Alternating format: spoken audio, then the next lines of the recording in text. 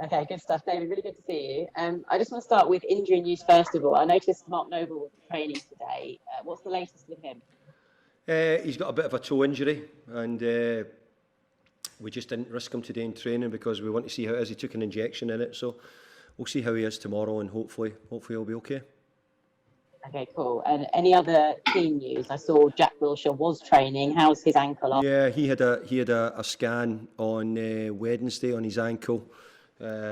He's got a little bit of bone growth on his ankle, which is causing him irritation. He rolled his ankle and felt it, so that's what we got checked. So we think Jack's okay. He's back out training. Yeah. Great stuff. And in terms of just morale amongst the group, how has it all been this week? Obviously not the start you would have wanted, but a really good performance midweek. Well, you watched training this morning, so you should know they're in really good spirits. We know that we've got a tough game ahead of us, but I've got to say we know we can play much better than we did last week. We're looking forward to doing so. We'll take the game as a real challenge at the moment, but no, we're in good spirits. And you said tough game tomorrow. Arsenal had a really good start. They've also been boosted by Aubameyang signing a new contract. Are you expecting to face an Arsenal team high in confidence tomorrow? Well, I think if you win 2 trophies in about 6 weeks, then if you're not high in confidence after doing that, I don't know what would be the case. So, of course, we're well aware of it. Mikel's done a brilliant job in a short time, and we have to give him a lot of credit for that. But my job's to go there and try and make sure that they don't have an easy ride and we make it hard, but we go there and try and pick up a win. And in terms of transfers, we know you want to bring reinforcements in. Yep. Are you any closer to doing that? I would think we are. Yeah, I think we're closer to it. We're edging towards. Behind the scenes, we've got a couple of offers in for different players, waiting on different outcomes. So I'm hoping that we might have some news maybe next week sometime, but we're trying to get ones in who will give us a good balance in the squad. But we're also having to think really clearly to get the right ones and make sure that we're doing the right thing. Thanks, Emma. Anita? Yeah, hi David. Hi there, Anita. So congrats on the result against Charlton. Completely different starting 11 other than Diop. Are we likely to see some of the players that featured in that victory start against Arsenal tomorrow? Well, Anita, I'm not going to answer your question because that would be giving Arsenal and Mikel too much information, obviously. So I wouldn't do that. But I was really pleased with the results. I'll answer part of your question. I was really pleased with the result against Charlton. I thought we went about it really well. The players who played performed well. And I think for all of them, or a lot of them, getting the 90 minutes was really important as well, or for the majority of them. Like Robert Snodgrass, for example, that's his first game since February. So, he got the best part of 80 minutes. He's an important member of the squad, but is he ready? Probably not, because of lack of match practice. So for a lot of the other players, they've been doing all the training. They've played in some of the pre-season games. So I've got to say, it wasn't any more than expected, but I was really pleased with how they played. And given the way the season did start for your side, do you feel under more pressure to get something out of the match tomorrow? Well, I think every game you play in as a manager, you've got a level of pressure. I think that's the business we're in, and I've been in it for a long time now.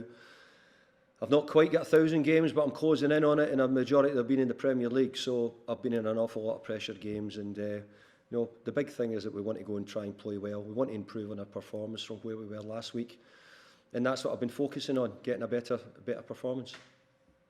This is the beginning of 6 matches against the top 8, or some of the top 8 that finished top 8 last season, rather. Yeah. Given how well you did perform against some of those teams, does that actually give you and your side more confidence going into it?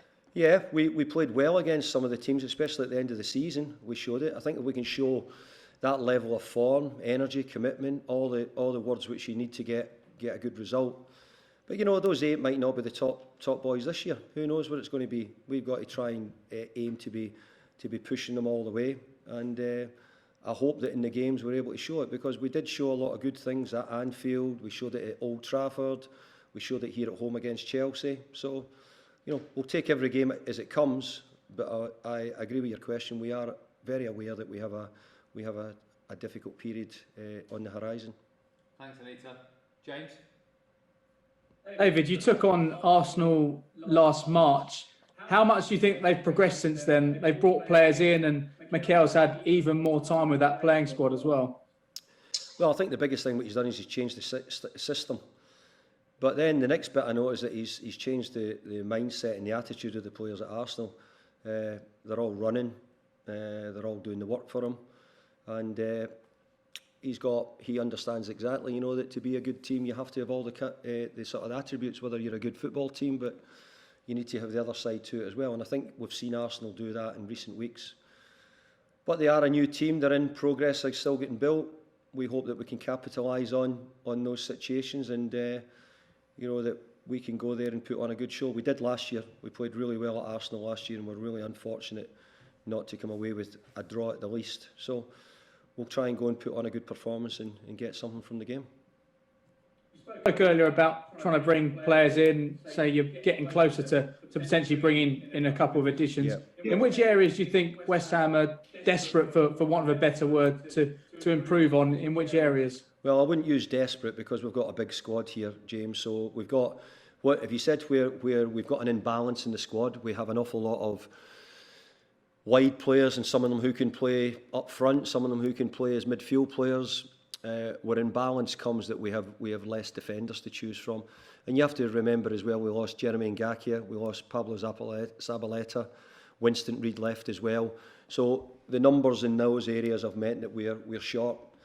So we would try to bring defenders in, but I also have the option, if I couldn't get them in, that I could always use Declan Rice as a defender as well. So maybe I could strengthen in midfield and give me the opportunity to free up Declan to play as a defender if I needed to. There was a lot of outside noise after the Newcastle defeat.